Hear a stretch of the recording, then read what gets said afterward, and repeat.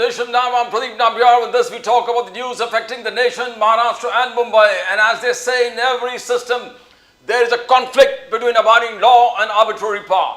The test for every democracy, it stands or it falls according to its own choice. Whether it gives supremacy to the law or to the will of the people. Whether it constitutes a moral association maintained by duty or a physical one kept together by force. And also the political and economists, they talk about the need for congruence between the way people make wealth and the way they govern themselves. Because if the economic and the political equations are dissimilar, one will eventually destroy the other. We welcome our esteemed guest in the studios, Dr. Aviral Malik ji from the Bharatiya Janata Party. Dr. Malik Sahab, welcome to the show. Namaskar. We welcome B.N. Kumar ji, independent political observer and a very, very senior journalist.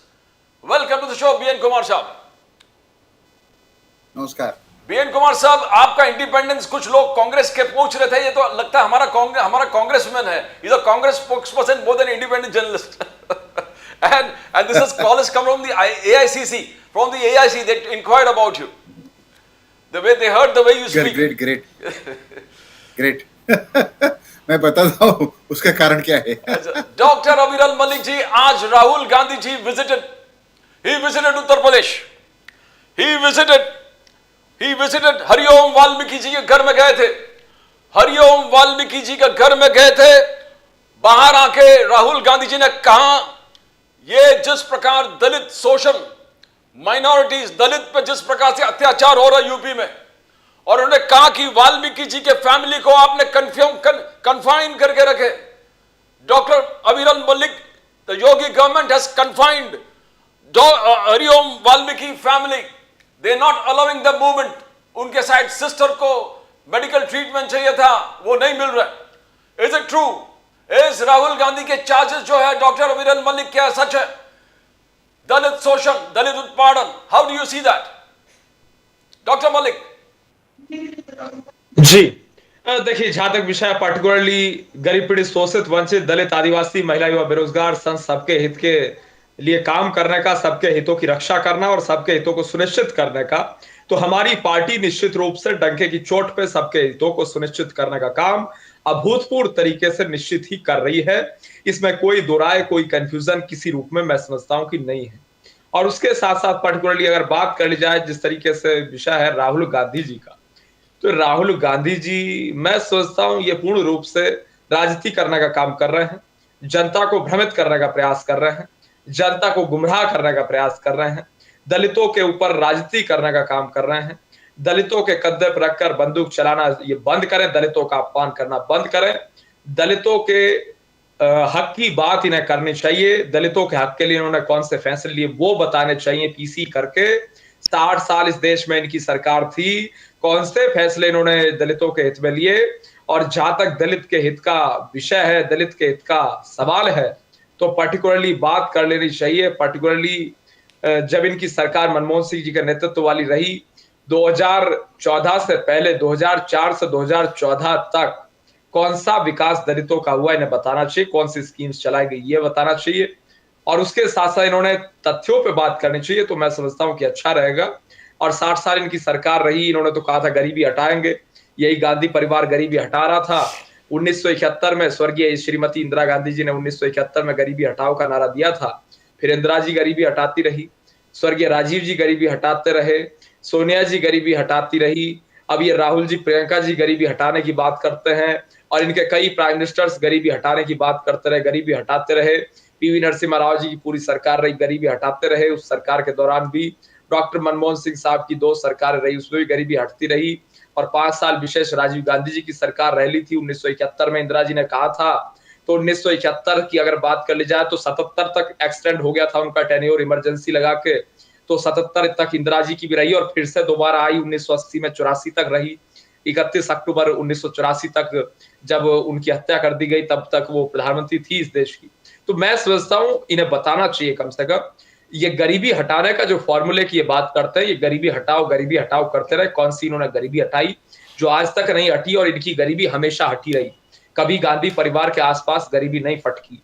मैं समझता हूं इन तथ्यों पे इन्हें चर्चा करनी चाहिए तो अच्छा रहेगा. But doctor Aviral Malik, before go to BN Kumar ji, क्या आपने हरिओम वाल्मीकि जी के फैमिली को आपने कन्फाइन करके रखे हैं? योगी आदित्यनाथ जी के सरकार ने क्या उनके फैमिली को कन्फाइन करने रखे? बिकॉज सवेरे सवेरे उनका एक एफर्मेशन आया था। एफर्मेशन यह था कि हम योगी आदित्यनाथ जी के जो भी कार्रवाई है उससे संतुष्ट है और राहुल गांधी जी से मिलना नहीं चाहते। बट उसके बावजूद राहुल गांधी जी वहां गए, लोगों से मिले और फिर बाहर आकर उन्होंने कहा they are under confinement. Doctor Malik, are they under confinement? जी नहीं, देखिए, मैं किससे मिलना चाह सकता हूं, किससे मिलना नहीं चाह सकता हूं, चाहे कोई भी व्यक्ति हो, लेकिन वो मेरी फ्रीडम है कि मैं किससे मिलूंगा, किससे नहीं मिलूंगा और क्या स्टेटमेंट दूंगा। ये तो मेरे अधिकार क्षेत्र की बात होती है और भारतीय संविधान है। और ये जो कहते हैं कि भाई योगी जी ये कर रहे हैं, योगी जी वो कर रहे हैं, क्या कोई इस प्रकार की उम्मीद कर सकता है कि भाई इस आजाद देश में, आजाद भारत में, क्या कोई कल्पना कर सकता है कि किसी के बयान को वो अपने आधार पे दिलवा लेगा या किसी के स्टैंड को चेंज करवा लेगा किसी प्रेशर के तहत? आजाद भारत में और ये सोशल मीडिया के युग में, मीडिया के युग में ये सब चीजें नहीं होती है, ना हो सकती हैं। ये राहुल गांधी जी के सपनों में होती हैं और वो सपनों में रहने वाले लोग हैं। वो बिंदास अपना सपने देखते हैं, वो देखते थे, देखते हैं, देखते रहें। और रही बात दलितों की, तो दलितों का हित सुनिश्चित करने का काम उत्तर प्रदेश की सरकार योगी आदित्यनाथ जी के नेतृत्व में अभूतपूर्व तरीके से कर रही है और विरोधी भी, विपक्षी भी तारीफ करते हैं। उसका जीता जागता उदाहरण बहन कुमारी मायावती जी, बहुजन समाज पार्टी है पूर्ण रूप से। उन्होंने स्पष्ट कहा कि जिस तरीके से योगी जी की बेहतरी का काम चल रहा है उसमें मोहर लगाने का उन्होंने काम किया। विपक्ष भी मोहर लगा रहा है, सर्टिफाई कर रहा है हमारे विकास को, तो स्पष्ट दिख रहा है। I want to ask you B N Kumar sahab. B N Kumar sahab, आप, हम जानते हैं आप इंडिपेंडेंट ऑब्जर्वर है, पॉलिटिकल ऑब्जर्वर है, एक वरिष्ठ पत्रकार हो। भले कांग्रेस कहते कि हमारे कांग्रेस के, how do you see what has happened today? Uttar Pradesh में जब हरिओम वाल्मीकि जी को मिलने गए थे राहुल गांधी जी, वहां से पहले एक रिकॉर्डेड वर्जन आया कि we are very happy with Yogi Adityanath ji act, जिस प्रकार से उन्होंने हर चीज किया है, लोगों को पकड़ा, around 12 people have been arrested. But Rahul Gandhi ji का कुछ और कहना था। He said they are under confinement. Now how do you see that? किस प्रकार से आप देखते हो आपके एक्सपीरियंस से? जी, एक्सपीरियंस यही रहा कि अगर रूलिंग पार्टी कुछ करती है तो विपक्ष के लोग उसके नुक्ताचीनी, उसके क्रिटिसाइज तो करते ही हैं और कुछ ना कुछ एलिगेशन लगाते हैं। और इस तरह की घटनाएं कांग्रेस के काल में भी हुई थी, जब कांग्रेस सत्ता में थी। अपोजिशन के लोग भी उनकी क्रिटिसाइज करते थे। ये तो इनका पॉलिटिकली चलते रहता है, लेकिन इस टाइप का विषय को लेकर मैं समझता हूँ कि पॉलिटिकल चीज़ें नहीं होनी चाहिए, इस पे पॉलिटिक्स नहीं लानी चाहिए। हत्या हुई है, ये सच है, तो इसके ऊपर लीगल तरीके से कार्रवाई हो। जो भी निंदित है, जो भी एक्यूज है, उनको पनिश करे। Law should take its own course. इसको लेकर पॉलिटिक्स नहीं लानी चाहिए। अनफॉर्चुनेटली इस देश में पॉलिटिक्स इस स्तर तक गिर गई है कि कुछ भी छोटी सी भी घटना हो जाए उसको लोग लेकर पॉलिटिक्स खड़ा कर देते हैं। और खास करके जब इलेक्शन के टाइम पे ये सब चीज़ें होती हैं तो इसको और ज़्यादा तीव्र रूप से इसको बढ़ाने की कोशिश की जाती है। This is very unfortunate.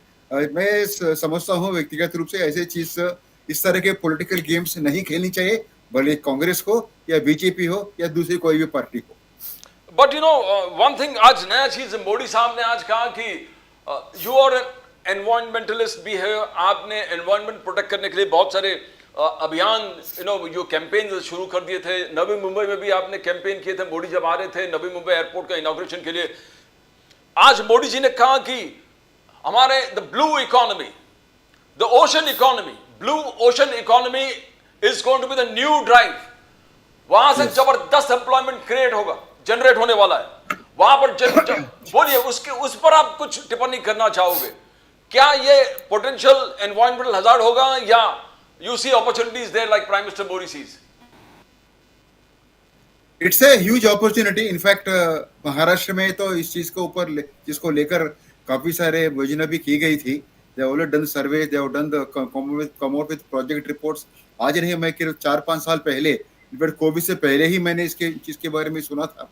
Blue economy के बारे में लोग बात करते हैं, लेकिन मैं समझता हूँ इसके ऊपर अमल होना बहुत जरूरी है। आपको छोटी सी उदाहरण देता हूँ। JNPT India largest container port है। वो सेटअप होते समय वहां पर काफी लोगों को विस्थापित किया गया था, काफी सारे पीपल गॉट डिस्प्लेस्ड। उनको सेटल करने के लिए उनको रीसेटलमेंट करने के लिए उनको जो प्लॉट्स घर से उनके घर वगैरह जो वो एरिया ले गई थी, उनको ऑल्टरनेटिव अकोमोडेशन देने के लिए भी काफी सारी झगड़ा, मतलब कैंपेन, लोगों को स्ट्रगल करना पड़ा। At all level they had to make petitions. Gadkari से लेकर उस टाइम पृथ्वीराज चौहान, विलासराव देशमुख, सारे सीएम से सबको अब जाके कुछ 20-25 साल के बाद में आज जाके उनको प्लॉट्स देने की बात चल रही है। और इस खास करके मुंबई एक जैसे कोस्टल एरिया में, प्रदीप, हम देखा मुंबई में भी जब मुंबई की निर्माण हो रहा था, तो लोगों को यहाँ की जो लोग ओरिजिनल सेटलर्स है, ओरिजिनल पीपल है, जो जैसे कि कोली है, आगरी है, इन कम्युनिटीज को हटाकर हम लोग दूर फेंक दिया। उनकी जरूरतों को हम समझा ही नहीं है। आज मछुआरे वर्षों तक चले गए और वहां से भी उनको हटाने की कोशिश हो रही है, because of development, infrastructure, real estate वगैरह। और ब्लू इकोनॉमी इसलिए बहुत जरूरी है क्योंकि समुद्र में जो संपत्ति है, जो रिसोर्सेस है, उसको हार्नेस करके उसको डेवलप करने की बहुत जरूरी है। और साथ में करते करते ये भी जरूरी है कि पर्यावरण का भी संतुलन किया जाए। आज आप अगर एक ड्रिल रिग्स लगाकर ऑयल निकालते हो, वहां पर नीचे एक वैक्यूम क्रिएट होता है, उसके चलते आगे परिणाम क्या होगा वो देखे, उसको भी संतुलित करके ये जगह खत्म करके दूसरी जगह वहां पर जाए, और जहां पर वैक्यूम क्रिएट किया गया वहां पर साइंटिफिक तरह से वो वेल्स को फिल करने का भी काम होता है। ये सारी चीजें होती है। Everything should be considered in overall total perspective with proper scientific studies. Pradeep, Now I want to, yeah, अविरल मलिक साहब, बात यह है कि बार बार यही कह रहे हैं कि अवध गया अब मगध भी जाएगा, अवध गया है अब मगध भी आपके हाथ से जाएगा। बात इसलिए है कि जिस प्रकार तेजस्वी यादव जी ने वो हर घर में एक गवर्नमेंट जॉब देने का ऐलान कर दिया है, बोले कि ये स्लोगन जो है पूरे इंडिया अलायंस को अपबीट कर दिया है। कांग्रेस हो, तेजस्वी यादव जी हो, थोड़ा सा अखिलेश यादव जी हो, एवरीबडी इज वेरी अपबीट कि ये जॉब हम क्रिएट कर देंगे। अमित शाह जी ने कहा कि असंभव चीज उन्होंने कहा है, जो असंभव चीज है वो। Aviral Malik ji, how do you see, is it a revolutionary statement जो तेजस्वी ने कहा, एक रेवोल्यूशनरी स्टेटमेंट है अविरल मलिक साहब? देखिए, जहां तक विषय तेजस्वी यादव जी का, मैं एक घोषणा आज आपके टीवी चैनल के माध्यम से करके जाऊंगा, और वो ये है, मैंने सब टीवी चैनलों पे की, हर जगह भविष्यवाणी की थी, अरविंद केजरीवाल विधायक नहीं बनेंगे। मैंने कहा था और अरविंद केजरीवाल विधायक नहीं बने। आज मैं पुनः कह रहा हूं, तेजस्वी प्रसाद यादव विधायक नहीं बनेंगे, और इस चीज को लिख कर रख लीजिए, गारंटी के साथ कह रहा हूं। जहां से चुनाव लड़ ले उनकी इच्छा है, लेकिन विधायक नहीं बनेंगे, एमएलए नहीं बनेंगे। आगे मुख्यमंत्री का सवाल किसी को करना है तो करते रहे, मैं समझता हूं वो इर्रिलेवेंट है। और जहां तक पर्टिकुलर विषय है तेजस्वी प्रसाद यादव जी का, तो एमएलए बनने वो नहीं जा रहे हैं। लालू फैमिली से कोई एमएलए इस बार नहीं जीतेगा, स्पष्ट है।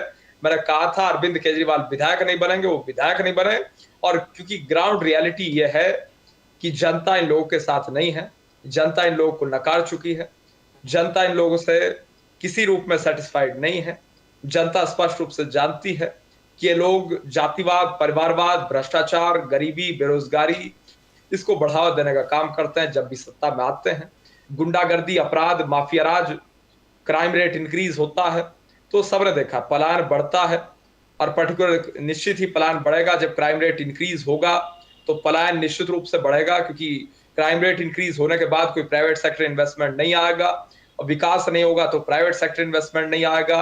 और किसी प्रकार से अगर प्रदेश की सरकार की पॉलिसी अच्छी नहीं होगी इन्वेस्टमेंट के प्रति, तो प्राइवेट सेक्टर इन्वेस्टमेंट नहीं आएगा और एम्प्लॉयमेंट जनरेशन नहीं होगा।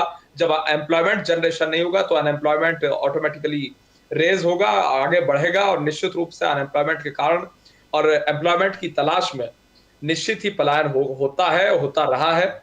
और इस बार 99.9% हमने पलायन को कंट्रोल करने का अभूतपूर्व काम नीतीश जी के नेतृत्व में किया है, और 100% पलायन को पूर्ण रूप से रोकने का काम हम करेंगे। पलायन इस कारण से कतई नहीं होना चाहिए कि कोई व्यक्ति रोजगार के अभाव में, बिहार में कि भाई रोजगार नहीं है, बिहार में गरीबी है, इसलिए कोई व्यक्ति दूसरे राज्य में शिफ्ट करे, इस आधार पर किसी व्यक्ति को शिफ्ट ना करना पड़े, ये हम चाहते हैं। पलायन इस आधार पर भी बहुत हुआ है लालू राज में कि वहां अपराध था, वहां गुंडागर्दी थी, वहां हफ्ता वसूली होती थी, जो व्यापार जो उद्योग लोग करते थे उनसे हफ्ता वसूली की जाती थी। अब जब 400-500 गाड़ियों का काफिला सैयद साहबदीन का चलेगा वहां, जब साहबदीन का इतना बड़ा काफिला चलेगा, बंदूकें बाहर निकली होंगी, तो प्राइवेट सेक्टर में कौन इन्वेस्ट करने की हिम्मत करेगा और कौन वहां उगाई और वसूली करवाएगा, कौन इन्हें पैसे देगा। और जब इन्वेस्टमेंट नहीं आएगा तो निश्चित है कि बेरोजगारी बढ़ेगी, गरीबी बढ़ेगी, रोजगार नहीं मिलेंगे, विकास नहीं होगा और इंफ्रास्ट्रक्चर डेवलपमेंट तो कतई नहीं होगा। और पर्टिकुलरली जहां तक विषय एक तरीके से विकास की बात और जहां तक पलायन की बात है, तो अगर ऊर्जा व्यवस्था, बिजली की व्यवस्था सही नहीं होगी, सड़कों की व्यवस्था सही नहीं होगी, तो प्राइवेट सेक्टर में इन्वेस्टमेंट नहीं आता है। और जहां तक विषय उत्तर प्रदेश का, आज उत्तर प्रदेश में इन्वेस्टमेंट आ रहा है, आज बिहार में इन्वेस्टमेंट आ रहा है, भाजपा शासित राज्यों में इन्वेस्टमेंट आ रहा है, डबल इंजन की सरकार के कारण इन्वेस्टमेंट आ रहा है। और पर्टिकुलर नीतीश जी के अगर पूरे पॉलिटिकल कैरियर की बात कर ली जाए, तो निश्चित रूप से समाजवादी विचारधारा के व्यक्ति हैं। वो असल में सबका साथ, सबका विकास, सबका विश्वास, सबके प्रयास को लागू करने वाले व्यक्ति हैं और निश्चित रूप से लंबा राजनीतिक अनुभव उनका रहा है।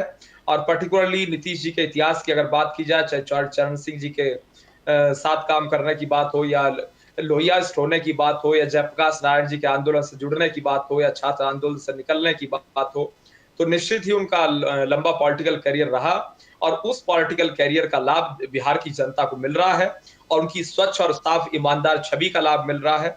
1 रुपए का, 1 पैसे का भ्रष्टाचार का आरोप नीतीश कुमार जी के ऊपर हो तो मैं विपक्ष को चैलेंज करता हूं, वो दिखाए, बताए और साबित कर दे। नीतीश जी के ऊपर 1 पैसे का भ्रष्टाचार का कोई आरोप कहीं किसी रूप में कभी नहीं रहा है और ये निश्चित रूप से हमारी मजबूती है और जनता इस चीज को देख रही है और इसी आधार पे जनता हमारे साथ है। You know, I want to, because we'll be shortly joined by Akhilesh Katiyar from the Samajwadi Party. Dr. Aviral Balji, coming to national politics, Rahul Gandhi ji ने कहा कि Modi is afraid of Donald Trump. Modi ji is afraid of Donald Trump because Trump ने बहुत सारी चीज कहा कि मोदी जी ने मुझे कहा कि रशियन ऑयल मत खरीदो और मोदी जी नहीं खरीदने वाले हैं, but Indian external affairs ministry बहुत सारे चीज को, तो how do you see this particular statement of Rahul Gandhi ji? क्या Modi ji is afraid of Donald Trump? ये राहुल गांधी जी का स्टेटमेंट था। डॉक्टर मलिक नहीं, राहुल गांधी जी is afraid of Tejashwi Yadav ji, इस चीज को मैं कहना चाहूंगा। इसके बदले में वो निश्चित रूप से तेजस्वी यादव जी से डरे हुए हैं। और अगर बात कर ली जाए बिहार प्रदेश की, तो बिहार में जिस तरीके से आपसी विवाद इनका चल रहा है वो सबको दिख रहा है। बिहार तो ये हार चुके हैं। और रही बात डोनाल्ड ट्रंप की, उल्टी सीधी बात राहुल जी करते हैं और बड़ी हास्यास्पद है और बड़ी हास्यास्पद बात वो कर रहे हैं कि मोदी जी ट्रंप से डर गई। ये कैसी बात है? मैं समझता हूँ ये बिल्कुल स्पष्ट है। सीज फायर की अगर बात कर ली जाए तो सीज फायर किसी रूप में नहीं हुआ। वो एक प्रकार से हमने अपनी शर्तों के आधार पर हमला करना स्थगित किया था और इसमें डोनाल्ड ट्रंप को बीच में ले आए और इस प्रकार की बात करने लगे। मैं समझता हूँ, और शर्त की जहां तक बात है, सिंधु जल नदी की जहां तक बात है, जो हमारा समझौता है उसके आधार पे अगर बात कर ली जाए तो बॉयकॉटेड हमने पाकिस्तान को कर दिया और जो हमने स्टैंड लिया उस पर कल भी कायम थे, आज भी कायम है, इन फ्यूचर भी कायम है। और साथ साथ जहां तक विषय है हमारी सरकार का स्पष्ट मानना है, हमारी धरती से, भारत की धरती से किसी प्रकार से आतंकवाद को बढ़ावा देने का प्रयास, अगर आतंकवाद के लिए इस्तेमाल करने का प्रयास किया पाकिस्तान ने, हमारी धरती पर आतंकवाद को बढ़ावा दिया, उसका अर्थ युद्ध होगा, ये स्पष्ट हमने कहा। और मैं समझता हूं अगर हमने अपने तरफ से अपनी शर्तों के आधार पर हमला करना स्थगित किया तो सीज फायर मैं समझता हूं नहीं। You know, I want to ask you, BN Kumar साहब, राहुल गांधी जी ने कल 5 पॉइंट चार्ज लगा दिया मोदी साहब पर। 5 पॉइंट चार्ज राहुल गांधी जी है। क्या ट्रंप डिसाइड करेगा हम रशियन तेल कब खरीदेंगे, नहीं खरीदेंगे? राहुल गांधी जी का पूछना है। राहुल गांधी जी कह रहे हैं कि मोदी जी हमेशा उनको कॉन्ग्रेचुलेशंस करके मैसेज क्यों भेजता रहता है, एक्स के माध्यम से या अलग अलग माध्यम से, wonderful work done by Trump. अब बार बार उनको, आपने थर्ड चार्ज है कि आपने फाइनेंस मिनिस्टर को यूएसए जाने से रोका क्यों? राहुल गांधी जी का प्रश्न है। इजिप्ट समिट गाजा में आप क्यों नहीं गए? मोदी जी क्यों नहीं गए? और ऑपरेशन संदूर में जिस प्रकार से कॉन्ट्राडिक्शन, ट्रंप बार बार 50 बार कह चुका कि हमने युद्ध रोका, आप ओपनली हर मंच पर ओपन कॉन्ट्राडिक्शन क्यों नहीं करते? Rahul Gandhi ji 5 point charge as a very senior journalist, how do you see this, ये 5 point charge of Rahul Gandhi? Actually जब ये 52 बार ट्रम्प कह चुके हैं, हालांकि उनकी बात को कोई सीरियस लेता नहीं है, बट अनफॉर्चुनेटली ये हो इस देश में हो रहा कि at different levels people have been saying कि इस तरह की नहीं हुई, ये गलत है वो गलत है, but nobody dare telling Trump on his face on the Twitter saying mister Trump you are wrong. BJP की इतनी सारी प्रचार यंत्रणा है, इनमें से इससे मिस मालवीय है, कोई भी वहां पर जाके they can tell Trump on his face on his actually कोई सीनियर लेवल के आदमी, कोई रिस्पॉन्सिबल आदमी अगर जाके ट्रम्प के वेबसाइट पे, ट्रम्प के ट्विटर पे अकाउंट पे या उनके सोशल मीडिया पोस्ट पे जाके कह दे mister Trump you are wrong, let Trump challenge that ना, देन दूध का दूध पानी का पानी हो जाएगा। दूसरी बात, ऑयल खरीदने वाली जो बात हो रही थी, या ट्रम्प का जो क्लेम है कि मोदी ने उनसे कहा कि मैं ऑयल नहीं खरीदूंगा, तो विदेश मंत्रालय के प्रवक्ता ने इतना ही कहा था, इस चीज के बारे में मैंने कुछ सुना नहीं है, I have not heard anything of this sort. उन्होंने कैटेगोरिकल नहीं ये नहीं बोला ये गलत है, it is not true, Trump is lying, ये किसी ने नहीं कहा। और ट्रम्प की रही बात, ट्रम्प को डिनाई करने का, ट्रम्प की बात को अटैक करने का, वो तो सर्टेन मीडिया चैनल्स अटैक करते हैं उनको पता who is Trump to say that Trump is wrong, Trump is wrong. लेकिन फ्रॉम either बीजेपी और the government level there has to be a direct contradiction and tell Trump on his face कि भाई आप गलत बोल रहे हो, ऐसा कुछ है ही नहीं है। If you want, this is what you know, this is the truth. Actually क्या हुआ, जब ये ऑपरेशन सिंदूर के समय पे जो सीजफायर की बात हुई थी, we lost it in time. बात हुई थी 5 बजे के बाद हम लोग विराम करेंगे, वो एग्रीमेंट हुआ था, लेकिन आधिकारिक तौर पे हमारे से भारत की तरफ से अनाउंसमेंट होने से पहले ट्रम्प ने कर दिया, मतलब उनकी यूएस की तरफ से अनाउंसमेंट आ चुकी थी, तो इसकी वजह से थोड़ा सा गैप हो गया, इसकी वजह से तो क्रेडिबिलिटी भी बन गया था। लेकिन अब ठीक है, ट्रम्प को जो करना है कहने दो, हमने जो करना हमने कर दिया, और हमें भी आगे जाके जो भारत करेगा वो करेगा। रही बात राहुल गांधी की चार्जेस का, ये पॉलिटिकल में चलता है। अभी डॉक्टर साहब ने कहा कि Rahul is afraid of Tejashwi, I mean Rahul is saying Modi is afraid of Trump. इस तरह का पॉलिटिकल चीज तो होती रहती है, उसमें इस चीज को कोई सीरियसली लेते नहीं है। मेन मुद्दे आखिरकार अभी इलेक्शन के पहले सारे माहौल बनाने की कोशिश हो रही है। बिहार की वोटर जानता है उसे किसे वोट देना चाहिए, कैसे वोट देना चाहिए, सब ये जानते हैं। Everybody says Bihar voter is very intelligent, so let us leave it to the intelligence of Bihar voter. You know, BN Kumar Saab, दूसरे one of the most important thing that Rahul Gandhi again said, because it has international ramifications. उन्होंने कहा कि Dalits and minorities are living under fear in India. Dalits और minorities living under fear, और 2-3 जगह जहां उन्होंने खुद जाके फैमिलीज को मीट किए, वहां पर एक तो पुलिस ऑफिसर थे हरियाणा के who committed suicide, who was a Dalit. There also Rahul Gandhi said दलित कितना भी क्वालिफाइड क्यों ना हो, बट हमेशा प्रेशर में काम करता है। दूसरा, जब चीफ जस्टिस के ऊपर जूता फेंका गया, now everybody knows chief justice come from which community, तो that signified to the whole world that आप कितने भी क्वालिफाइड हो, कुछ भी हो, but if you are a Dalit you are always under attack, Rahul Gandhi ji. और तीसरा है कि वाल्मीकि जी के घर में जब गए राहुल गांधी जी, तो वो भी दलित है, जिस प्रकार से उनको मार डाला गया। तो हाउ डू यू सी हरिओम, ये 3-4 इंसिडेंट्स, और फिर योगी आदित्यनाथ जैसे कहते हैं कि यू नो ये हमारा यमराज भी तैयार है, जेल भी तैयार है, डिसरप्ट। तो how do you see this? Rahul Gandhi ji क्या सही कह रहे हैं? Is minorities living under fear? Is the Dalits living under fear? Because आप बेबाक बोलते हो, बोलिए। There have been cases of minorities coming under attack under all regimes, whether it is this regime or even the Congress regime. Minorities have been continuously suppressed. In fact, ये जो जाति गणना की जो बात हो रही थी, उसमें भी एक प्रकार के तथ्य है। What I have been saying is that जाति गणना भी होनी चाहिए, साथ में साथ बाकी सेंसस भी होनी चाहिए। अभी तक सेंसस हुआ नहीं है, ये पता करने के लिए कि देश की इकोनॉमिक स्थिति कैसी है, किस तरह के सिटीजन्स का किस हालत में रह रहे हैं। और बिहार में जो जाति गणना हुई थी अंडर सेम लिखिए current chief minister, so that has brought out lot of interesting facts, in fact disturbing facts about the state of the Dalit, state of the poor, overall poor अभी भी सप्रेस है, उनकी हालत बहुत बेकार है। हम जानते हैं, सब जानते हैं कि अभी भी 80 करोड़ लोगों को हम लोग मुफ्त में राशन देते हैं। बाकी रही आपने जो सवाल उठाया 3 विषय जो है उसके ऊपर जो दलित लोग, it is actually they are indicative, they may not be totally representative of the attacks on the Dalit. They are the indicative, yes, there is a certain element of pressure on the Dalits. They are under certainly living under pressure. There have been cases of even today इस युग में भी एक हरिजन को upper caste के यहाँ जैसे जाकर कुएं में से तालाब में से पानी लेने से मनाही की जाती है, वहां पे जाके वहां पर पानी लेता है, उसको उसकी पिटाई होती है, ये सारी घटनाएं होती रहती है। इट इज वेरी अनफॉर्चुनेट कि ये सारी चीजें हो रही है और इसको ऊपर लेकर actually both without getting into politics मेरा यह कहना है कि both the ruling party as well as opposition should come together and work together on this. किसी को इसके ऊपर पॉलिटिक्स नहीं करनी चाहिए और गवर्नमेंट को भी इन चीजों के ऊपर बहुत ट्रांसपेरेंट तरीके से बात करने की जरूरत है, काम करने की जरूरत है। कोई भी चीज आप अगर बहुत बड़े डिसीजन ले रहे हो उसको लेकर आपको you should take the nation into confidence, you should take the opposition also into confidence.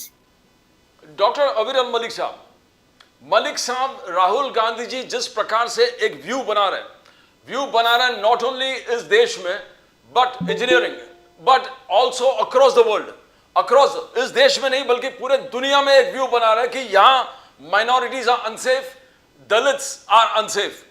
3 incident जो मैंने अभी बीएन कुमार साहब से पूछा, वन इज चीफ जस्टिस के ऊपर जूते फेंकना, एक आईपीएस ऑफिसर जो दलित था हरियाणा में वो सुसाइड किए, हरिओम वाल्मीकि जी जिस प्रकार से मारा गया, और योगी आदित्यनाथ जी का कहना कि यमराज भी तैयार है, जेल भी तैयार है, जो भी फेस्टिविटीज को डिस्टर्ब करेगा या तो ऊपर जाएगा या जेल में जाएगा। तो किस प्रकार से is this threat a threat to democracy? लोकतंत्र के लिए क्या थ्रेट है ये डॉक्टर मलिक जी? देखिए, जहां तक विषय पर्टिकुलरली हम तो स्पष्ट रूप से कहते हैं बटेंगे तो कटेंगे, एक रहेंगे तो नेक रहेंगे, तो उस संबंध में भी हमने कहा था और बिल्कुल संवैधानिक बात है, पूर्ण रूप से कॉन्स्टिट्यूशन ऑफ इंडिया के आधार पे बात है, बटेंगे तो कटेंगे, एक रहेंगे तो नेक रहेंगे। और ये प्रत्येक राष्ट्रभक्त से अपील है, प्रत्येक राष्ट्रवादी से अपील है, सभी हिंदू, मुस्लिम, सिख, ईसाई, जैन, बौद्ध, पारसी, सभी धर्म, मजहब, पंथ, संप्रदाय, सभी जातियों के सभी लोगों से अपील है एकजुट होने की, संविधान विरोधियों के खिलाफ, आतंकवादियों के खिलाफ, देश विरोधियों के खिलाफ, देशद्रोहियों के खिलाफ, और उसके साथ साथ ये अपील है एकजुट होने की प्रत्येक राष्ट्रभक्त से, प्रत्येक देशभक्त से, स्पष्ट रूप से आतंकवादियों के, माओवादियों के, उग्रवादियों के, नक्सलवादियों के, खालिस्तानियों के खिलाफ और डंके की चोट पे सभी को देश विरोधियों के खिलाफ एकजुट होना चाहिए। और साथ साथ जहां तक विषय है एक तरीके से अपराध का उत्तर प्रदेश का, तो वो भी बिल्कुल स्पष्ट है, कोई अपराध करेगा तो कठोरतम कार्रवाई as per the law, as per the constitution of India निश्चित रूप से होनी चाहिए और होगी, डंके की चोट पे होगी और की जानी चाहिए। और मैं समझता हूं कि की जाएगी, इसमें किसी रूप में कोई समस्या किसी को नहीं होनी चाहिए। और पर्टिकुलरली जहां तक सवाल है उत्तर प्रदेश का, उत्तर प्रदेश निश्चित रूप से आज आगे बढ़ रहा है, मजबूती के साथ उत्तर प्रदेश बन रहा है। You know, we welcome Akhilesh Katiyar Sahab. Akhilesh Katiyar Sahab, welcome to the show. जी नमस्कार। नमस्कार। कैसे हैं? Fantastic, Akhilesh Katiyar. You look very smart today. The black बहुत अच्छा लग रहा है आप पर, चमक रहा है आप पर। Thank you so much. नामयार साहब, मैं दिल्ली की ट्रैफिक में हूँ, इसलिए मैंने गाड़ी साइड पे लगा ली है और मैं अपनी गाड़ी से ही कर रहा हूँ। मैं क्षमा चाहता हूँ, मैं अच्छे से नहीं अटेंड कर पा रहा। I am Pradeep Nambiar. I am Pradeep. आप हमेशा मेरा नाम भूल जाते हो कटियार साहब। नहीं, मैं नाम्बियार साहब ही बोला मैंने। अच्छा, okay okay okay okay, I am sorry. अच्छा कटियार साहब, वेरी इंपॉर्टेंट है, राहुल गांधी जी, अखिलेश यादव जी ने यह हाईलाइट कर दिया है कि दलितों पर और माइनॉरिटीज पर जिस प्रकार से अटैक्स हो रहा है, राहुल गांधी जी ने जिक्र किया, चीफ जस्टिस ऑफ इंडिया, उन्होंने कहा दलित कितना भी पढ़ा लिखा हो, कितना भी ऊंचे लेवल पर बैठा हो, हमेशा अटैक प्रोन रहता है इस देश में। दूसरा, आईपीएस ऑफिसर हरियाणा में जो दलित था, अपने आप को सुसाइड कर लिया। तीसरा, वाल्मीकि जो हरिओम वाल्मीकि जी है, वो जी। तो how do you see that? और जो योगी जी ने कहा कि जो भी हमारे फेस्टिवल्स को डिस्टर्ब करेंगे, यमराज भी तैयार है, जेल भी तैयार है, यानी यमराज के पास पहुंचा दूंगा या जेल में। Is this a threat to लोकतंत्र का हमला है? How do you see that Katiyar sahab? नहीं, नाम्बियार साहब, एक बात बड़े ठीक से समझने की जरूरत है। ये वो लोग हैं जिन्होंने ना कभी संविधान का सम्मान किया, ना कभी तिरंगे का सम्मान किया। और जब इस देश में लोकतंत्र आ ही गया तो अब इसे लोकतंत्र को मिटा देने के लिए उतारू है ये लोग।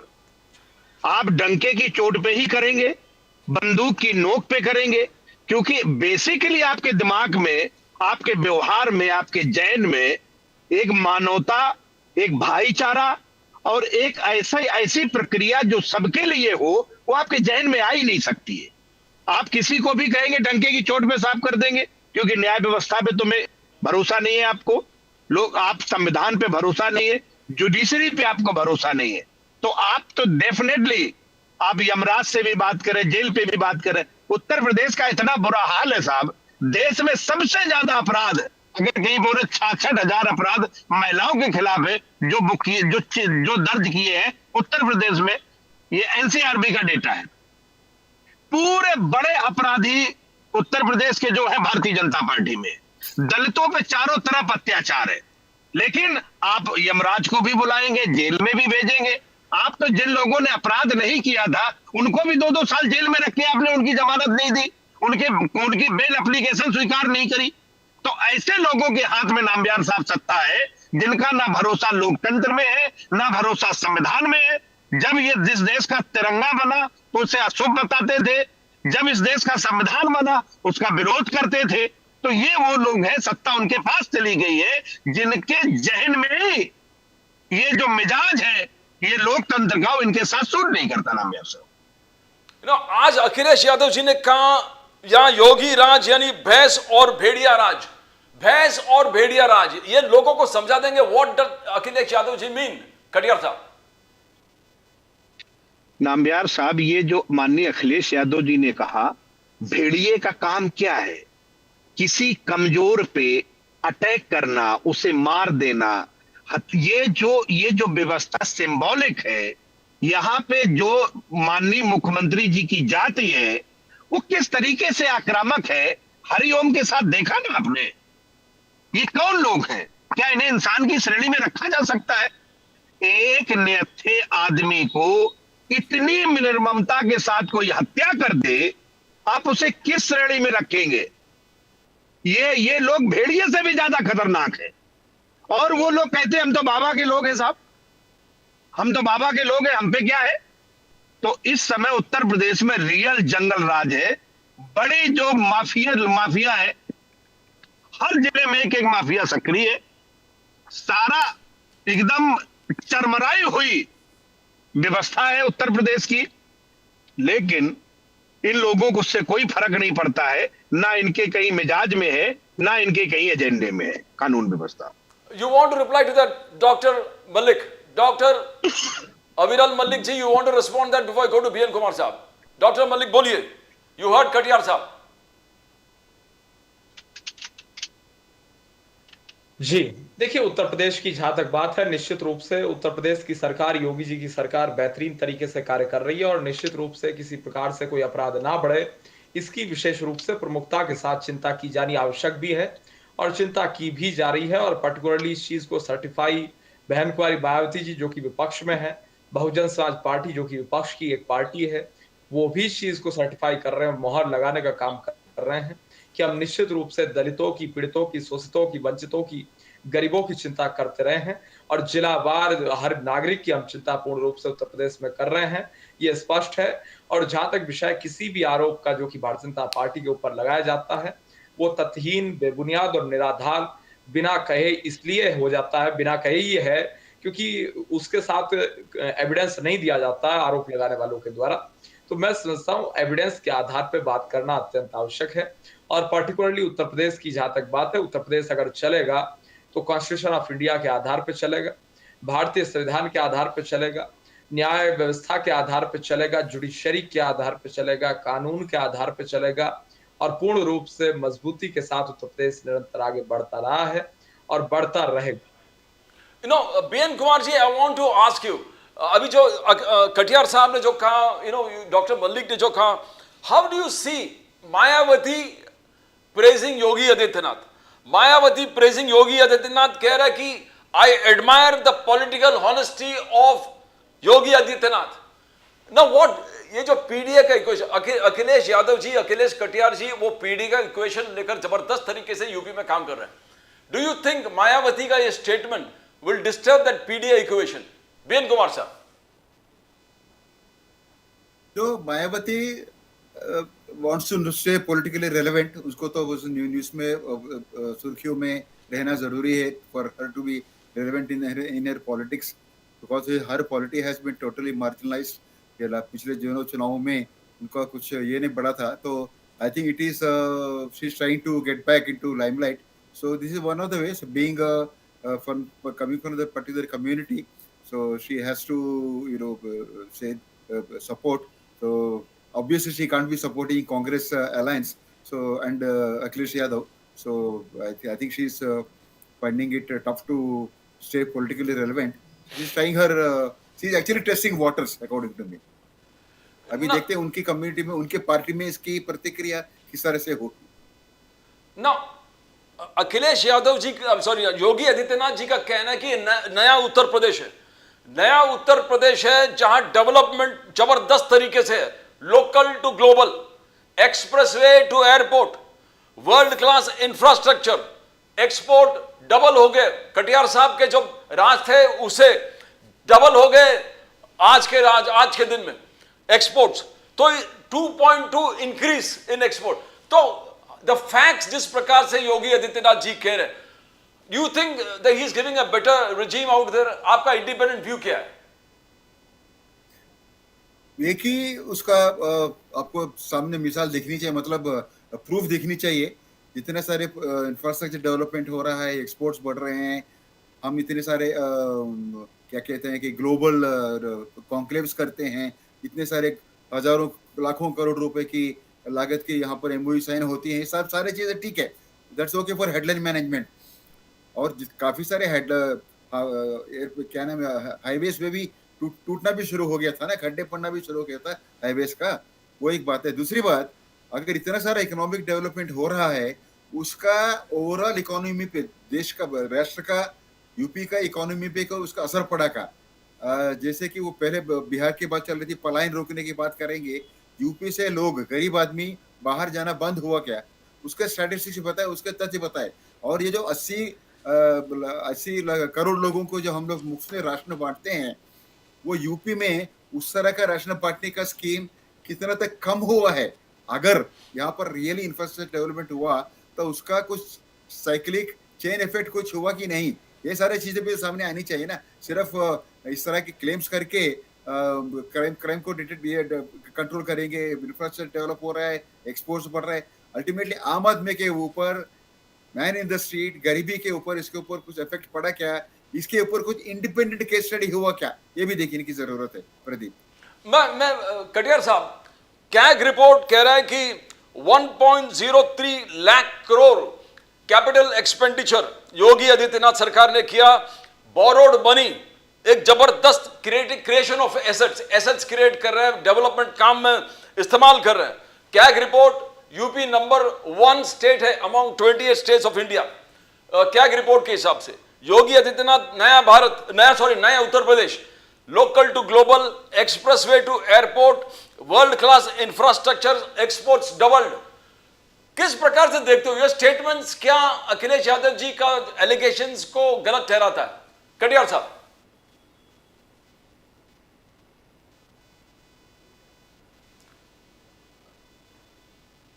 Can be, I can't hear. Katiyar साहब, आपका voice is not coming, voice आपका नहीं आ रहा है. कटियार साहब, आवाज नहीं आ रहा है. म्यूट पे. आप बहुत अनुभवी पत्रकार हैं नामयार साहब. Yes yes. और आप एक चीज देखें, ये 12-13 साल की सरकार जो दिल्ली में चल रही है, तो ये जरा ये डेटा कभी दें कि पूरी दुनिया की जो अर्थव्यवस्था, इकोनॉमी है, उसमें हमारा शेयर कितना बढ़ा दिया आपने. शर्म लायक स्थिति है हमारी. इस पे कोई भारतीय जनता पार्टी का कोई वरिष्ठ नेता इस पे बात नहीं करता है. जो विदेशी मुद्रा, जो हमारे पास दुनिया का पैसा इस देश में जो आता है, आपके जो यहां से जो निर्यात करते उससे नहीं आता है.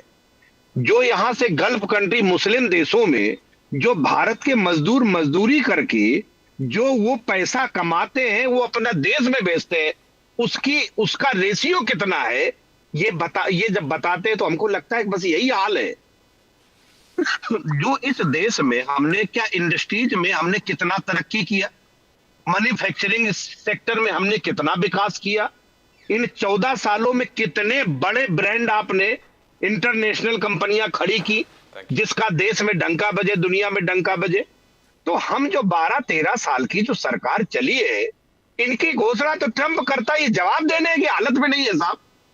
ऐसी कमजोर, लचर, बगैर रीढ़ वाली सरकार इस देश में चल रही है। एक एक नागरिक को शर्म आती है कि अमेरिका हमारे लोगों को बेड़ियों में जकड़ के भेज देता है और इसके बाद डिक्लेयर करता है कि रूस से आप तेल नहीं खरीदोगे, और हमारी मजाल नहीं कि हम उस पर रिप्लाई दे जाए। तो ऐसी स्थिति में कैसे कहा जाए कि कौन नेतृत्व कर रहा है, कैसी सरकार है? इस देश के 150 करोड़ लोगों का भविष्य किनके हाथ में सुरक्षित है?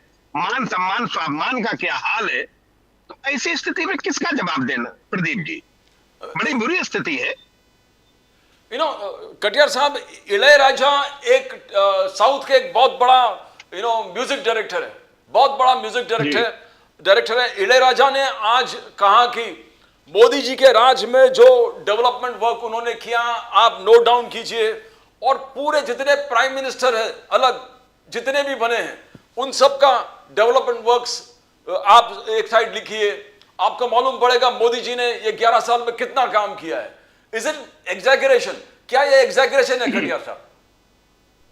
नहीं, वो जो भारत पे जो 70 साल में कर्जा था 55 लाख करोड़ रुपए, इतना मेहनत किया है कि 2 लाख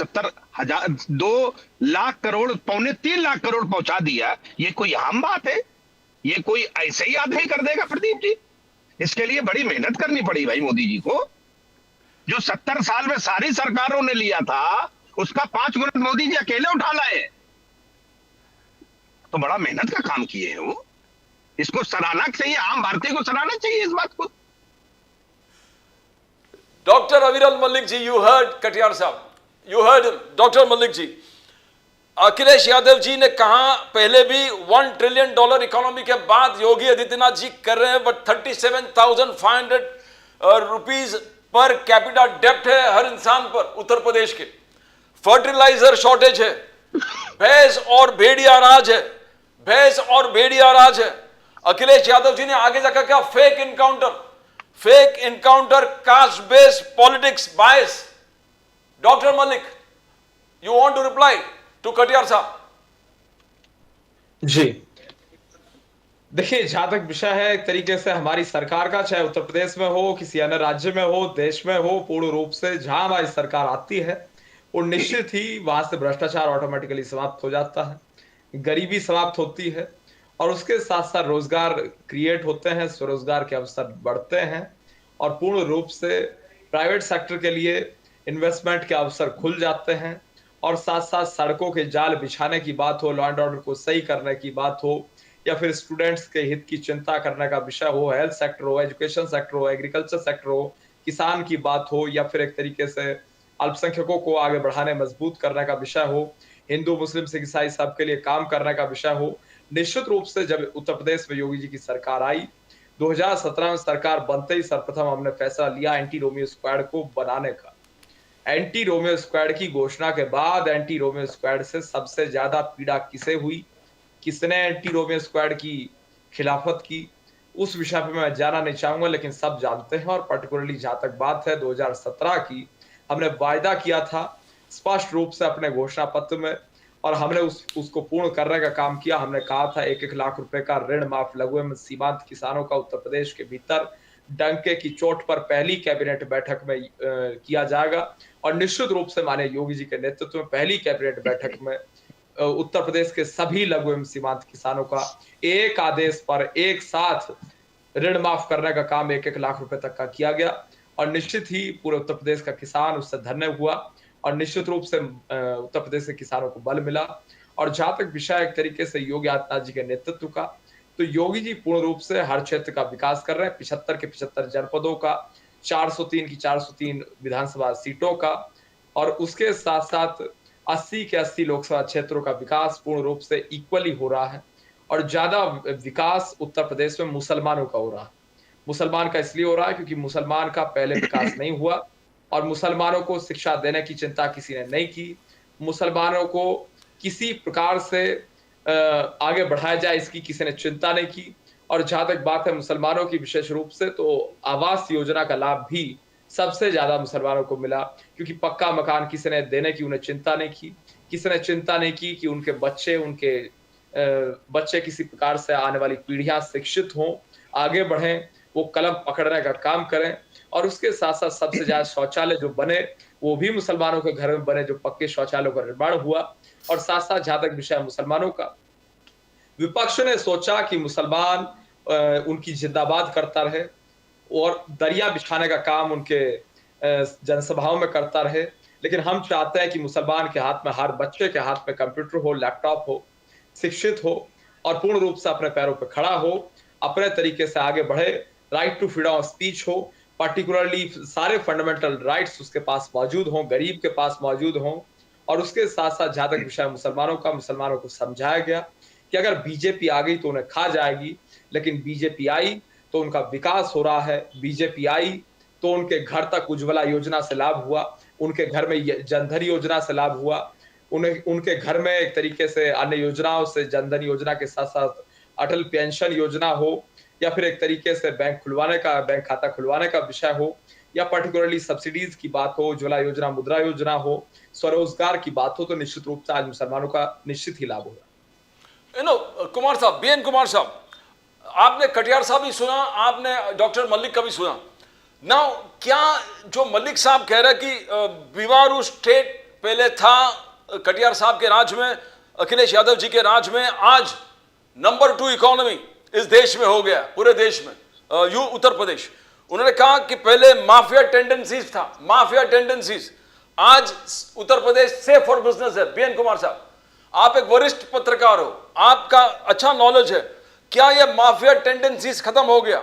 मुख्तार अंसारी, अतीक अहमद, ये सब मारने के बाद क्या एक सेफ फॉर बिजनेस वातावरण है? और क्या बीमारू स्टेट से नंबर 2 स्टेट कोई अचीवमेंट है? किस प्रकार से देखते हो आप, बीएन कुमार जी? आपने जो कहा कि वो बीमारू स्टेट सिर्फ यूपी नहीं था, बीमारू स्टेट में बिहार, उत्तर प्रदेश, मध्य प्रदेश, राजस्थान, ये सारी चीजें, ये पूरा बेल्ट आता था उस बीमारू डेफिनेशन के अंदर। इसको तो पूरे स्टेट्स, सारे रीजन्स को आपको कुल मिलाकर देखना चाहिए। ये whether any different, it has made any difference with this current regime.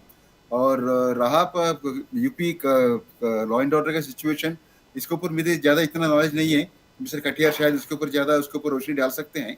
But crime actually you should look at the all India statistics of the crime record.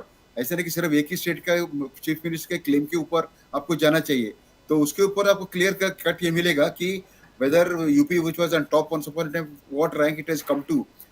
It is very difficult to say at this stage कि whether crime has come under control, because crime का main कारण क्या था? Either somebody trying to impose himself, gain control, so socially, politically on a particular community, अपना वर्चस्व दिखाने के लिए, या फिर गरीबी। ये सारी दोनों चीज अभी तक इनकी संतुलन अभी तक बिगड़ा नहीं है। मतलब गरीब तो गरीब ही रहा है और अमीर आदमी अमीर होते जा रहा है। The huge gap between the rich and the poor, जब तक वो रहेगा आपको क्राइम रेट में ज्यादा डिफरेंस नहीं मिलेगा। But there is a set perception that is being trying to be created outside the UP, saying that UP में योगी राज ने काफी सारा क्राइम को कंट्रोल करने की कोशिश किया और कंट्रोल हो चुका है। बट ये जो कहते हैं ना कि जंगल राज और ये जो यमराज भी तैयार है, जेल भी तैयार है, यमराज भी तैयार है, but this are all political rhetorics. Ground situation जो है, I don't think we should be relying on more on government claims. We should look at independent analysis. इसके ऊपर एक नेशनल क्राइम रिकॉर्ड जो होता है दिल्ली से निकलती है, उसके अध्ययन करने का भी बहुत जरूरत है। दूसरा, आप डेट की बात कर रहे थे मिस्टर कटियार अर्लियर, वो बहुत वेरी इंटरेस्टिंग सिचुएशन कि किस तरह का डेट जो है, कर्जा अपने देश के नागरिक के ऊपर है आज के तारीख में। अभी कल स्टैटिस्टिक्स आई थी, लगभग 5 लाख रुपया है पर हेड भारत के नागरिक के ऊपर, हर आदमी के ऊपर 5 लाख रुपए का कर्जा है। This is also rise, people buying things with bank loans and on credit cards, ये सारी चीजें भी है। और सरकार की तरफ से जितने भी लोन लेके जा रही है, डेट लेकर जो जो प्रोजेक्ट्स लॉन्च कर रहे हैं, ये सिर्फ सेंटर या यूपी और बिहार का नहीं है, सारे स्टेट्स की ये हालत है डेट का। एवरी स्टेट इज ये कर्जे में डूबा हुआ है, और सेंट्रल खास करके भी इसका इजाफा बहुत ज्यादा हो गया है as compare to what was in 2014, around 2024 के एंड तक का जो सिचुएशन था, इसका ये कर्ज का मात्रा जो है काफी मात्रा में बढ़ चुका है। 82% of the GDP is your debt. That's very alarming situation. Pradeep Katiyar sahab, आपने सुना डॉक्टर मलिक जी, जो सत्यपाल मलिक जी के ग्रैंडसन है, मलिक जी बीजेपी, उन्होंने कहा कि मुसलमानों का बहुत फायदा हुआ है इस इकोनॉमी, योगी आदित्यनाथ जी के राज में मुस्लिम डेवलपमेंट बहुत हो गया है, मुसलमान बहुत बिजनेस किए हैं, मुसलमान को घर मिला है, मुसलमान सेफ। और योगी आदित्यनाथ जी का ऐलान की अगर मुसलमान पूरे देश में कहीं सेफ है तो उत्तर प्रदेश में सेफ है। तो किस प्रकार से जुड़ होगा कटियार साहब? जो लॉ एंड ऑर्डर की बात मलिक साहब कर रहे हैं, हाँ, मैं उसका सिर्फ 2 मिनट में, हाँ, कुलदीप सेंगर का नेता कौन है, कुलदीप सेंगर का, हाँ, उनके नेता योगी आदित्यनाथ है, जिनके ऊपर कितने मुकदमे हैं आपको बताने की जरूरत नहीं, पूरा देश जानता है। ब्रजेश सिंह बनारस वाले 106 मुकदमे हैं, इनके भी नेता योगी आदित्यनाथ है। इनके घर पुलिस का दरोगा नहीं जाता है कभी, हाईवी आतंक है इनका पूर्वांचल में। धनंजय सिंह जौनपुर, उदय भान सिंह, इनके भी नेता योगी जी है, मोदी जी है। अशोक चंद्र 37 मुकदमे ये हमीरपुर के। ब्रजभूषण सिंह, बादशाह सिंह, चुलबुल सिंह, इनके ऊपर 50-50, 100 मुकदमे हैं। और इन सबका नेता कौन है? इन सबका नेता योगी आदित्यनाथ जी है। और दूसरी बात, इस देश में किसके कौन कितना सुरक्षित है, इसके बारे में, मुस्लिम के बारे में जो बात कर रहे हैं आप, अब इस बात को कहे कि क्या कहे, शिक्षा कितनी है। अब जब बीजेपी का एक नेता उत्तराखंड में पर्चा लीक करवाता है खुद, क्योंकि जिस कमरे से पर्चा लीक होता है उसमें जैमर नहीं लगाते हो, फिर कहते नकल जिहाद हो गई, नौकरियां आप देते नहीं, रोजगार का हाल क्या है।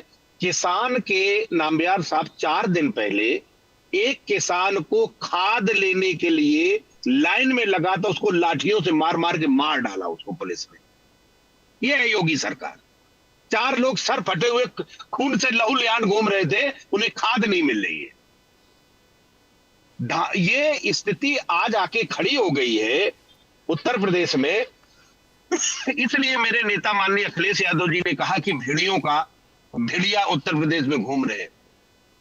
तो ऐसी स्थिति में किसान भगवान भरोसे है। हमने बात करी आपसे, आपने कहा भाई हम किसानों की आमदनी डबल करेंगे, नौकरियां देंगे। आमदनी तो छोड़ो साहब, ये जो अंतरराष्ट्रीय लेवल पे बात करते थे कि हम ऐसा कर देंगे, जो खेती में उपयोग होने वाली कीटनाशक है, खाद है, बीज है, डीजल है, पेट्रोल है, उनकी कीमत आपने डबल कर दी और उनके फसल की कीमत बढ़ाई नहीं, तो किसान तो मर गया। लंबी लंबी बातें करते थे मोदी जी, और आज डॉलर कहां पहुंच रहा है, सोने की कीमत क्या हो रही है। तो ऐसी स्थिति पे ये इतनी बेशर्मी से, अगर इस पोजीशन को भी कोई डिफेंड कर सकता है नामबियार साहब, तो भारतीय जनता पार्टी के नेता ही कर सकते हैं साहब, और कोई नहीं कर सकता। इस समय हालत देश की बहुत खराब है। वर्ल्ड बैंक आपको लोन देने से मना कर रही है, अब कह रहे कि आप अपनी अर्थव्यवस्था देखो। दुनिया के देश आपको किस तरीके से विदेश नीति पे क्या आलम आपका रहा, कोई देश आपके साथ खड़ा नहीं हुआ। लेकिन इसके बावजूद भी बोस का सिक्का चलता है दुनिया में, सिक्का चल रहा है ना मेरा साहब पूरी दुनिया में। तो क्या कहोगे इस पे आप? इस पर मलिक साहब कहेंगे। डॉक्टर मलिक, यू हर्ड पूरा लिस्ट, कुलदीप सेंगर, ब्रजेश सिंह, धनंजय, उदय भान, ब्रिजभूषण, तो इतने सारे नाम गिनाए हैं कटियार साहब ने। ये सब प्रोटेक्शन है योगी आदित्यनाथ जी के, और आप कहते हैं कि crime under control. Doctor Malik जी, देखिए, जहां तक विषय क्राइम का और क्रिमिनल्स को सजा का, देखिए इसमें 2 चीजें आती हैं। एक होता है कि सरकार की क्या मंशा है, क्रिमिनल्स के प्रति क्या राय है और क्या रवैया है। दूसरी चीज इसमें आती है कि क्राइम कितना डिक्रीज हुआ है, कितना इंक्रीज हुआ है और कितना हो रहा है और कितना नहीं हो रहा है। तो आज क्राइम रेट डिक्रीज हुआ है और उसके साथ साथ जहां तक पर्टिकुलरली विषय है अपराधियों को सजा का, तो अपराधियों को सजा न्याय संगत तरीके से मिलती है, दी जाती है और निश्चित रूप से मिलनी चाहिए। अपराधियों पे कार्रवाई होती है और होनी चाहिए। और पर्टिकुलरली जहां तक विषय है, उत्तर प्रदेश में आज महिलाएं सुरक्षित, बहन बेटियां सुरक्षित हैं, लेकिन कुछ क्राइम के आधार पर अगर पूरे उत्तर प्रदेश में राय बनाई जाएगी, मैं समझता हूँ अखिलेश जी भी उस विषय में बात करेंगे, तो वो ठीक नहीं होगा कुछ क्राइम्स के आधार पर राय बना लेना। अब स्वर्गीय श्रीमती इंदिरा गांधी जी की हत्या हुई, निश्चित रूप से बहुत दुखद विषय है। 31 अक्टूबर 1984 को सबके मार्गदर्शक के रूप में, एक गार्जियन के रूप में, प्रधानमंत्री के रूप में वो थी और पर्टिकुलरली उन्हीं के सिक्योरिटी वालों के द्वारा, उन्हीं के बॉडीगार्ड्स के द्वारा उन्हीं की हत्या उन्हीं के निवास स्थान प्राइम मिनिस्टर रेजिडेंस में कर दी जाती है। तो मैं समझता हूं अगर ये कह दिया जाए कि उसके आधार पर पूरा देश असुरक्षित है तो वो भी ठीक नहीं है। लेकिन हाँ, अगर किसी प्रकार की कोई घटना घटित होती है तो निश्चित रूप से उस पर कठोरतम कार्रवाई अपराधी पे होती है और होनी चाहिए। लेकिन पर्टिकुलर घटना के आधार पे पूरे 75 जनपद, 403 विधानसभा क्षेत्र और 80 लोकसभा क्षेत्र के विषय पे बड़ी क्षेत्रफल और बड़ी जनसंख्या वाले राज्य में एक राय डेवलप कर लेना या एक नैरेटिव या परसेप्शन बना लेना, मैं समझता हूं कि वो ठीक नहीं। और दूसरी ओर बहन कुमारी मायावती जी ने जो तारीफ की है, जो प्रशंसा की है, जो बहुजन समाज पार्टी ने बात कही है, जो मोहर लगाई है, मैं समझता हूं उस विषय को देखना आवश्यक इसलिए है कि विपक्ष हमारी सरकार की, उत्तर प्रदेश सरकार की तारीफ अगर कर रहा है तो विकास के आधार पर कर रहा है और अखिलेश जी मुस्कुरा भी रहे हैं, यानी कि अखिलेश जी भी मोहर लगाने का स्पष्ट काम कर रहे हैं। नहीं, कटियार नहीं, साहब, मैं एक सवाल पूछना चाहता हूँ बोलिए, प्रदीप जी, पूछिए, अगर आप पूछिए। इजाजत दे तो। हाँ हाँ, पूछिए। इन जो माफिया और जो अपराधी है उत्तर प्रदेश में, मलिक साहब, इनके घर भी बुलडोजर तो चला ही होगा। इनके घर आजम खान साहब के ऊपर डिग्री का आरोप लगा के आपने जेल में डाल दिया, तो आपके जो बिहार के जो डिप्टी सीएम है सम्राट चौधरी, उनके खिलाफ भी कोई कार्रवाई हुई होगी। साहब, इनके घर पुलिस का एक सिपाही नहीं गया, जिनके नाम मैंने आपके सामने लिए। एक पुलिस का सिपाही नहीं गया इनके दरवाजे। बुलडोजर तो छोड़िए, कोई साइकिल लेके भी नहीं गया इनके दरवाजे। ये है योगी का शासन। और उत्तर प्रदेश का इस समय जिस जिस जिस जाति और समूह से माननीय मुख्यमंत्री जी आते हैं, जिसके बारे में वो कहते हैं कि मुझे बड़ा फक्र है कि मैं उस जाति में पैदा हुआ हूं, गौरव प्राप्त है, उस जात के लोग उत्तर प्रदेश में दलित पिछड़ों के साथ जो अत्याचार फैलाए हैं उसको शब्दों में बयान नहीं किया जा सकता ना व्यास। बहुत बुरा हाल है उत्तर प्रदेश का। You know, I will conclude with BN Kumar ji, but you want to reply Dr. Malik to what he said? 50 cases है जो उन्होंने लिस्ट दिए, कुलदीप सेंगर, ब्रजेश सिंह, धनंजय सिंह, उदय भान, अशोक, ब्रिजभूषण, तो 50 केसेस है इनके ऊपर। 50 प्रोटेक्शन, मोदी जी के बोलो बुलडोजर छोड़ो, साइकिल भी नहीं जाते इनके घर के सामने। You want to speak before he B N Kumar ji concludes, बोले जी, डॉक्टर। देखिए, जहां तक पर्टिकुलरली केसेस का विषय है तो लीगल जानकारी अखिलेश जी भी रखते हैं और मैं भी एज ए लॉयर जहां तक अगर इस विषय पर राय रखूं तो किसे सजा होनी चाहिए, किसे सजा नहीं होनी चाहिए, ये पुलिस थाना तय नहीं करता। पुलिस की, थाने की कोई हैसियत नहीं है कि वो तय करे और पुलिस वालों की कोई मैं समझता हूं हैसियत नहीं है कि वो कोर्ट का रूप धारण कर ले। कोर्ट अपने आधार पे, अपने विवेक से, मेरिट डिमेरिट्स के आधार पे फैसला सुनाती है और कोर्ट के हाथ में पूर्ण रूप से होता है। और भारतीय संविधान के आधार पे निश्चित रूप से कोर्ट्स के पास पावर है और कोर्ट, जुडिशरी अपने तरीके से फैसले केसेस में लेती है और सरकार का कोई रोल किसी प्रकार से मैं समझता हूं किसी रूप में नहीं होता। सरकार अलग है, कोर्ट्स अलग है, एग्जीक्यूटिव, जुडिशरी और लेजिस्लेचर और मीडिया, ये 4 स्तंभ हैं। और जहां तक विषय है लेजिस्लेचर का और जुडिशरी का, जुडिशरी अपने आधार पर काम करती है और लेजिस्लेचर अपने आधार पर काम करता है जनता की भलाई के। BN Kumar ji, for the final word. Number 1, Akhilesh Katiyar साहब ने कहा कि economy is extremely bad, security is extremely bad, how do you see it? Banga साहब ने आज तारीफ किए थे मोदी इकोनॉमी और स्पेशली योगी इकोनॉमी को। BN Kumar ji, IMF economy के ऊपर तो हमने कह दिया था कि सिचुएशन क्या है, मतलब unless you see the proof of the pudding is in eating, ground level पे उसका क्या असर पड़ता है इस इतने सारे क्लेम्स के बावजूद, वो एक बहुत इंपॉर्टेंट चीज है। पर कैपिटा जीडीपी बढ़ रहा है, लेकिन पर कैपिटा जीडीपी बढ़ रहा है क्या, उसके उसके ऊपर कुछ असर पड़ा है क्या? अगर एक छोटा सा उदाहरण आप ले लीजिए, जीएसटी रिडक्शन। जीएसटी रिडक्शन करके ये सरकार इतनी ताली बजा रही है, इतनी तालियां भी बीट कर रही है, they have been going around the world saying हमने ये कर दिया, वो कर दिया। मतलब आप मान रहे हो ना, पहले जीएसटी ज्यादा था, कोई खरीद नहीं कर पा रहा था, इसके जीडीपी कम होने की वजह से आज थोड़ी बहुत बिक्री हो रही है चीजों की। That is admission indirectly by the government itself. Thank दूसरी you. बात Great. रही आपकी क्राइम वाली बात, हमने पॉलिटिकल क्राइम्स एक छोटी सी बात पॉलिटिकल लेके बंद करता हूँ हाँ, हाँ, प्रदीप जी। हम लोगों ने देखा है वॉशिंग मशीन पॉलिटिक्स। अगर वॉशिंग मशीन पॉलिटिक्स देखा कर आप बोलते हो कि क्राइम सॉल्व हो गया है, that is not true. Number 2, ये मलिक साहब कह रहे थे कि कोर्ट चलाती है, पुलिस के उसमें सरकारी कुछ हाथ नहीं रहते हैं। इन्वेस्टिगेशन करने वाला पुलिस कोर्ट के सामने जाके बोलेगा there is no case, court बोलेगा ठीक है there is no case, close the case. उसपे आप you can't either you credit और ब्लेम द कोर्ट ना। जो पुलिस चार्जशीट फाइल्स करती है हजारों पेजेस की, और बाद में बोलते हैं रिकॉर्ड्स मिसिंग है कई केसेस में, और कुछ केस में जाके बोलते कोई तथ्य नहीं है, कोई केस नहीं है, तो CBI also case closes the case. तो I mean, this very clearly indicates these are Dr. politically Malik motivated. It's bad. Anyway, greetings of Diwali to all you Katia Sahab, Malik Happy Sahab, Diwali. Thank you sir, thank you, same to Ian you, Kumar thank you. Sahab. Thank you so much. Malik साहब को भी और आप सभी मित्रों को दीपावली की ढेर सारी शुभकामनाएं। Thank you so much for being on Thank the you, show. sir, सबको। As we always end Happy with the Diwali to preamble all. to the Constitution that says, "We, the people, hereby resolve to constitute India into a sovereign, socialist, secular, democratic republic, and to secure to all its citizens justice, equality, liberty, and fraternity." To subscribe to Nation Now, the fastest growing channel of the nation, subscribe. Click on the icon, subscribe. You subscribe to the fastest growing channel of the nation, Nation Now. And we talked about justice, equality, liberty, and fraternity. Justice, that is social, economic, and political equality, is equality before the law and equal protection of rights. Liberty, freedom of speech, expression, faith, worship, and belief, and the right to life, liberty, and pursuit of happiness. Fraternity, believing eternal brotherhood, believing in the territorial and political integrity of the nation. And as we always say, it's a fundamental duty of all political parties to come together to preserve and protect the pillars of the Constitution.